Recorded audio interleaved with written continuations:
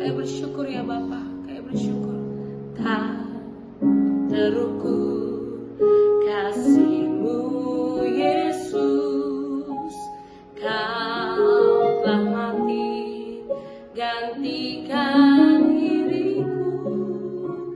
Kau curahkan darah-Mu untuk tebus dosaku. Tak terukur kasih-Mu Yesus, Kau telah mati, Kau telah mati gantikan diriku. Amin. Kau curahkan darah-Mu untuk tebus dosaku. Layaklah Kau Tuhan, dipuji dan disembah dengan segenap hatiku. Layaklah Kau Tuhan, dipuji dan disembah dengan segenap jiwa ragaku. Tak terukur kasih Tuhan atas setiap kita. Amin. Tak terukur kasih-Mu Yesus, Kau telah mati gantikan hidup. Amin. Kau curahkan darah-Mu untuk tebus dosaku. Layaklah Kau Tuhan, dipuji dan disembah dengan segenap hatiku. Layaklah Kau Tuhan, dipuji dan disembah dengan segenap jiwa ragaku. Layaklah Kau Tuhan, dipuji dan disembah dengan segenap hatiku. Layaklah Kau Tuhan, dipuji dan disembah dengan segenap jiwa ragaku. Dengan segenap jiwa ragaku. Dengan segenap jiwa ragaku.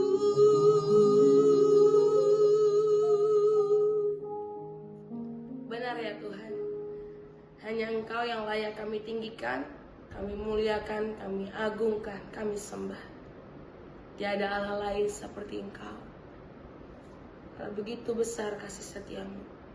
Saat ini kami mendengarkan renungan, mendengarkan suara-Mu ya Tuhan, yang meneguhkan hati kami, yang mengajarkan kami, yang mengubahkan pola pikir kami serupa dengan Kristus. Terima kasih Tuhan Yesus, hanya dalam nama-Mu kami berdoa dan mengucap syukur. Haleluya. Amin. Shalom Bapak Ibu dan Saudara-saudari, kita berjumpa kembali di dalam Perenungan Intim dengan Allah, yang pada kesempatan ini akan membahas sebuah tema hidup oleh iman. Firman Tuhan yang akan kita pelajari bersama terdapat pada kitab Keluaran 14, ayatnya yang pertama sampai dengan ayat yang ke-31, dengan ayat emas dalam kitab Keluaran 14, ayat yang ke-13 sampai dengan 14. Di dalam kesempatan ini kita akan membaca sebagian saja, yaitu pada Keluaran 14 ayat 1 sampai dengan 4, dilanjutkan dengan ayat 13 sampai dengan 22, dan ditutup dengan ayat 30 sampai dengan 31. Namun akan baik sekali jika Bapak, Ibu, dan Saudara-saudari menyempatkan diri untuk membaca keseluruhan dari Keluaran 14 ayat 1 sampai dengan 31. Berikut adalah firman Tuhan di dalam kitab Keluaran 14, ayatnya yang pertama sampai dengan ayatnya yang keempat. Firaun bertindak untuk penghabisan kali. Berfirmanlah Tuhan kepada Musa demikian, katakanlah kepada orang Israel supaya mereka balik kembali dan berkemah di depan Pi Hariot antara Migdol dan laut, tepat di depan Baal Zephon, berkemahlah kamu di tepi laut. Maka Firaun akan berkata tentang orang Israel, mereka telah sesat di negeri ini, padang gurun telah mengurung mereka. Aku akan mengeraskan hati Firaun sehingga ia mengejar mereka. Dan terhadap Firaun dan seluruh pasukannya, aku akan menyatakan kemuliaanku sehingga orang Mesir mengetahui bahwa akulah Tuhan. Lalu mereka berbuat demikian. Berikut adalah firman Tuhan di dalam kitab Keluaran 14, ayatnya yang ke-13 sampai dengan 22. Tetapi berkatalah Musa kepada bangsa itu, janganlah takut, berdirilah tetap dan lihatlah keselamatan dari Tuhan yang akan diberikannya hari ini kepadamu. Sebab orang Mesir yang kamu lihat hari ini tidak akan kamu lihat lagi untuk selama-lamanya. Tuhan akan berperang untuk kamu dan kamu akan diam saja. Menyeberangi laut Teberau. Berfirmanlah Tuhan kepada Musa, mengapakah engkau berseru-seru demikian kepadaku? Katakanlah kepada orang Israel supaya mereka berangkat. Dan engkau angkatlah tongkatmu dan ulurkanlah tanganmu ke atas laut dan belahlah airnya, sehingga orang Israel akan berjalan dari tengah-tengah laut di tempat kering. Tetapi sungguh aku akan mengeraskan hati orang Mesir, sehingga mereka menyusul orang Israel dan terhadap Firaun dan seluruh pasukannya, keretanya dan orangnya yang berkuda, aku akan menyatakan kemuliaanku. Maka orang Mesir akan mengetahui bahwa akulah Tuhan, apabila aku memperlihatkan kemuliaanku terhadap Firaun, keretanya dan orangnya yang berkuda. Kemudian bergeraklah malaikat Allah yang tadinya berjalan di depan tentara Israel, lalu berjalan di belakang mereka, dan tiang awan itu bergerak dari depan mereka, lalu berdiri di belakang mereka. Demikianlah tiang itu berdiri di antara tentara orang Mesir dan tentara orang Israel, dan oleh karena awan itu menimbulkan kegelapan, maka malam itu lewat sehingga yang satu tidak dapat mendekati yang lain semalam-malaman itu. Lalu Musa mengulurkan tangannya ke atas laut, dan semalam-malaman itu Tuhan menguakkan air laut dengan perantaran angin timur yang keras, membuat laut itu menjadi tanah kering, maka terbelahlah air itu. Demikianlah orang Israel berjalan dari tengah-tengah laut di tempat kering, sedang di kiri dan di kanan mereka air itu sebagai tembok bagi mereka. Berikut adalah firman Tuhan di dalam kitab Keluaran 14, ayatnya yang ke-30 dan 31. Demikianlah pada hari itu Tuhan menyelamatkan orang Israel dari tangan orang Mesir. Dan orang Israel melihat orang Mesir mati terhantar di pantai laut. Ketika dilihat oleh orang Israel betapa besarnya perbuatan yang dilakukan Tuhan terhadap orang Mesir, maka takutlah bangsa itu kepada Tuhan, dan mereka percaya kepada Tuhan dan kepada Musa, hambanya itu. Demikianlah pembacaan firman Tuhan, berbahagialah kita yang mendengarnya dan tekun melaksanakannya. Bapak, Ibu, dan saudara-saudari, di dalam perjalanan kehidupan kita, mungkin sekali kita pernah mengalami bahwa sepertinya kita salah jalan. Mirip seperti kalau kita salah mengikuti peta. Kita berjalan, tetapi ternyata menemukan jalan buntu. Bangsa Israel juga pernah berada dalam posisi itu. Mereka baru saja keluar dari Mesir, tetapi Tuhan justru memerintahkan Musa untuk balik kembali dan berkemah di depan Pi Hahirot, antara Migdol dan laut, tepat di depan Baal Zephon. Keluaran 14 ayat 1-2. Secara manusiawi, kita seperti juga bangsa Israel saat itu menilai bahwa ini adalah perintah yang salah. Tetapi secara rohani, hal tersebut digunakan oleh Allah untuk menunjukkan kebesarannya. Di dalam Keluaran 14 ayat 1-4, Allah bukan hanya menolong bangsa Israel di titik paling kritis mereka saat itu, tetapi Ia juga memimpin langkah mereka sejak awal. Bahkan Tuhan juga menyampaikan apa yang akan terjadi di hati Firaun, bahwa Firaun akan berpikir bahwa bangsa Israel telah sesat dan padang gurun telah mengurung mereka. Namun Firaun dan bangsa Mesir saat itu tidak menyadari bahwa bangsa Israel tidak tersesat. Bahkan bangsa Israel sedang dituntun oleh Allah. Allah kemudian menyampaikan bahwa Ia akan menyatakan kemuliaannya sehingga orang Mesir mengetahui bahwa Dialah Allah. Jadi posisi terjepit yang dipandang oleh bangsa Israel maupun bangsa Mesir saat itu bukanlah sebuah kebetulan, melainkan bagian dari providensia, pemeliharaan Allah. Bapak, Ibu, dan saudara-saudari, banyak orang yang ingin percaya bahwa iman yang hidup berarti selalu mengalami hidup yang lancar-lancar saja. Sementara Alkitab sering menunjukkan kebalikannya. Allah justru membawa umatnya ke tempat dan situasi di mana sandaran atau tumpuan yang dibuat oleh manusia menjadi runtuh. Kenapa? Agar jelas terlihat bahwa keselamatan bukanlah merupakan usaha manusia, melainkan anugerah dari Allah semata.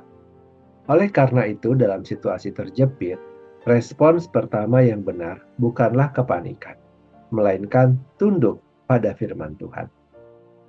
Ketika situasi yang dihadapi oleh bangsa Israel saat itu semakin menghimpit mereka, Musa berkata kepada mereka dalam ayat 13 dan 14, "Tetapi berkatalah Musa kepada bangsa itu, janganlah takut.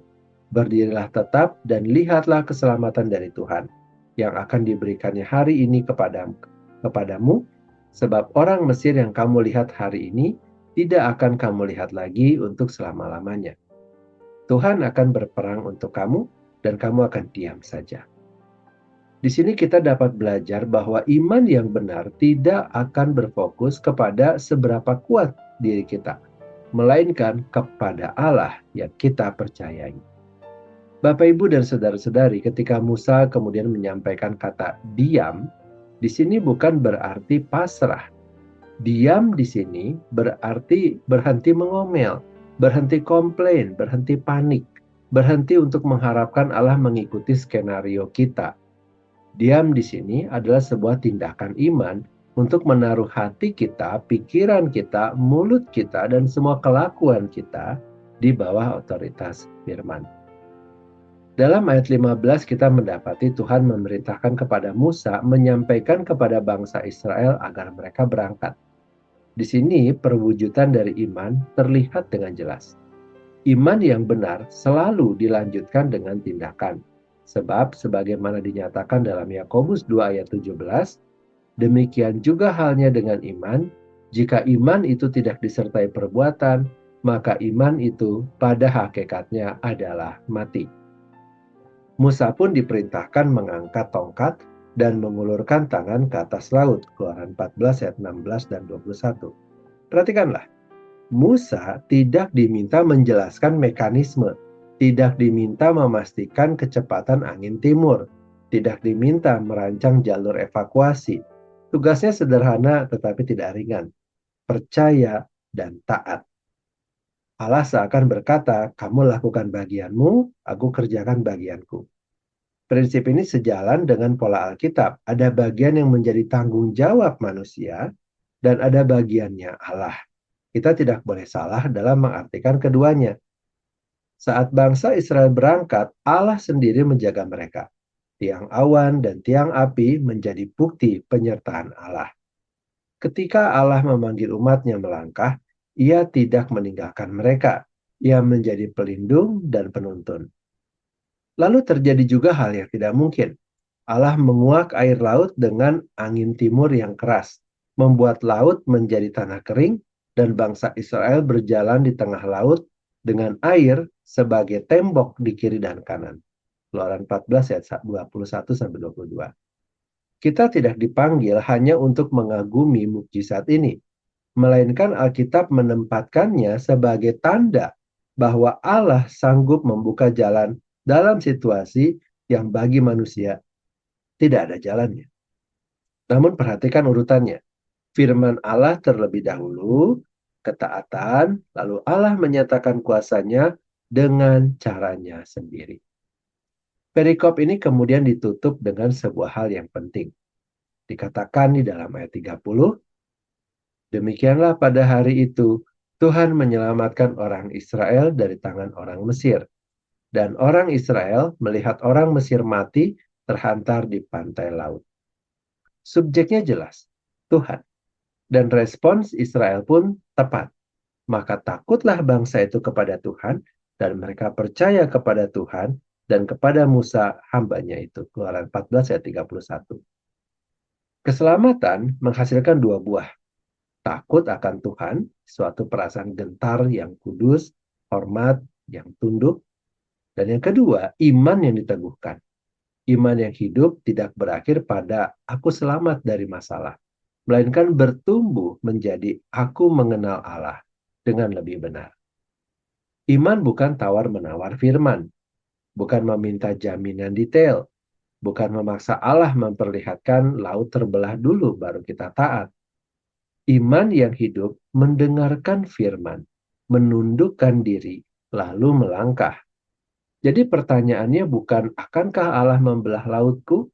Pertanyaan yang lebih mendasar adalah apakah aku akan percaya kepada firman-Nya dan berangkat ketika Ia berkata, berangkatlah.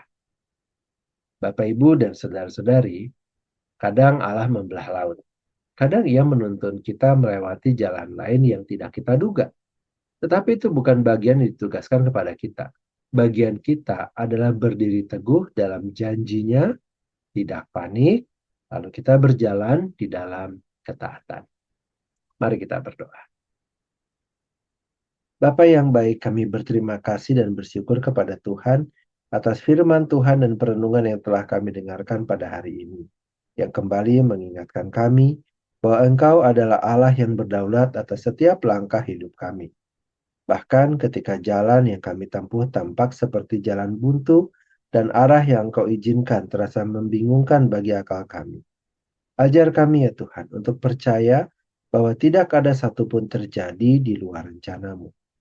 Jauhkanlah kami dari iman yang dangkal dan bentuklah dalam diri kami iman yang teguh. Tolonglah kami melihat keselamatan dari Tuhan, menyadari bahwa Engkaulah yang berperang bagi umat-Mu, sehingga fokus kami bukan kepada kekuatan diri, melainkan pada kebesaran Tuhan. Berikanlah kami keberanian untuk melangkah dan melalui setiap penyertaan-Mu, kiranya hati kami semakin dipengaruhi oleh takut akan Tuhan, dan iman kami diteguhkan. Terima kasih Bapa, kini kami kembali memohonkan kepada Tuhan, kiranya Engkau memberkati kami dengan segala kebaikan dari Allah Bapa, cinta kasih dari Tuhan Yesus, serta persekutuan dengan Allah Roh Kudus, yang menyertai kami sampai kedatangan Tuhan yang kedua kali, menjemput setiap kami yang percaya. Terima kasih Bapa, dalam nama Tuhan Yesus kami berdoa. Amin. Demikianlah pembacaan firman Tuhan dan perenungan intim dengan Allah pada kesempatan ini. Sampai bertemu kembali di dalam perenungan intim dengan Allah berikutnya. Tuhan Yesus memberkati.